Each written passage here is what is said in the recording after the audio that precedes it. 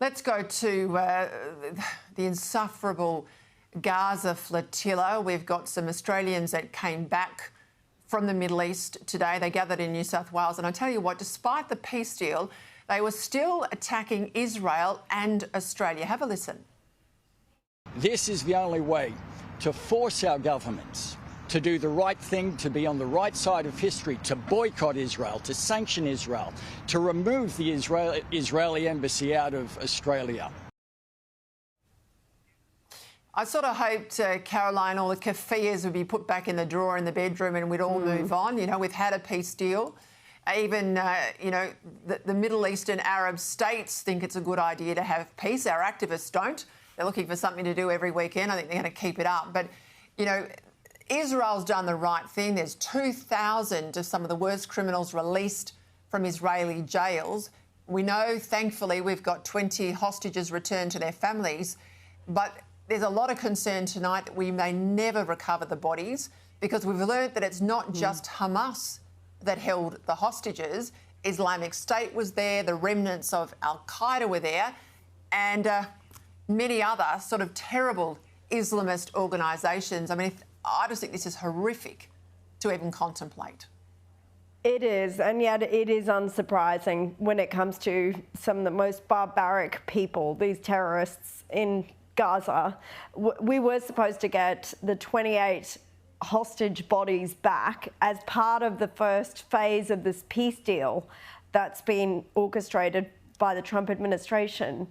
And yet, so far, only 8 bodies have been returned. Only 7 of those have been formally identified as hostages the last time I checked a few minutes ago.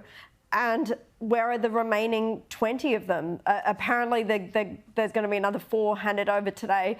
But it is entirely to be predicted, given Hamas's conduct previously. Not just in taking these hostages and keeping them for 2 years, but you'll recall when Hamas was supposed to return the bodies of those red-headed little boys, the Bibas brothers, Kafir and Ariel, and their mother, Shiri Bibas. We need to keep talking about it, though, don't we, Peter? Because we need to remind people who these monsters are. I know. They were supposed to return Shira Bibas's body, and they instead returned the body of a Palestinian woman. It wasn't until Israel did forensic testing that they discovered the deceit, and the body eventually did come back. So these are the kinds of people that are being dealt with here. And Trump has rightly pointed out that if they don't keep their side of the bargain, because before, when this peace deal was signed, they said that they could hand back 24 to 26 of these 28 bodies at least.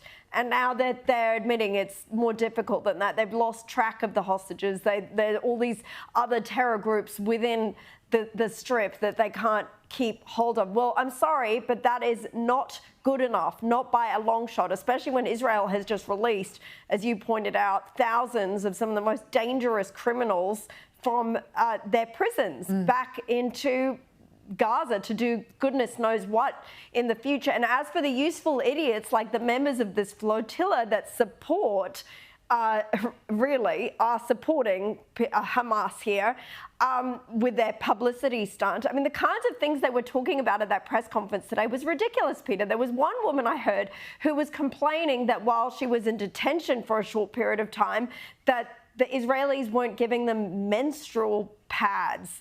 I mean, can they think for a second what the Israeli hostages had to put up with for 2 years under terror tunnels? I think sanitary products would have been the furthest thing from their minds, and they were complaining they had to pay for their own trips back from Israel, as if the taxpayers should fund that. These people are entitled, and it completely, the mask has slipped. It is so telling that they are not even celebrating peace and the ceasefire that they've called for. They just want to demonize and see the destruction of Israel. Let's go to The Voice in Victoria. Well, that's what it is. I mean, I know the legislation, Nick calls it a treaty, but it's a treaty, it's truth-telling, it's The Voice. It's basically what we all rejected. Every single state in this country rejected 2 years ago, but it's back on steroids. What does it say about our democracy that we can all vote against something like this and Labor's hell-bent on doing it anyway? It shows a political class that has absolute contempt for the views of ordinary people. I mean, They got caught out because they had to have a referendum on it. But, like so many issues, you could name them, you know, the transgender in sports issue, the whole lot. You put them to a referendum, the voice referendum majority against would look small. So they got caught out, it got put to the vote, and now they're just going to ignore it.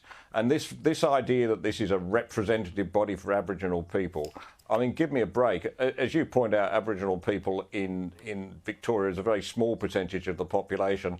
And from what I read, only 7% of them turned out to vote for this body. It's just another elitist body of people looking for jobs and sinecures, and all the money they're putting into it will do no good whatsoever to Aboriginal people in real conditions of distress. It'll simply go to feed this elite middle class, Aboriginal city class who just make a living out of Aboriginal poverty. Yes, and I remind people it's about 1% of Victorians who identify as Aboriginal. So when you talk about the 7% who voted, it's 7%, Nick, of 1%. I'll leave it there. Thank you both.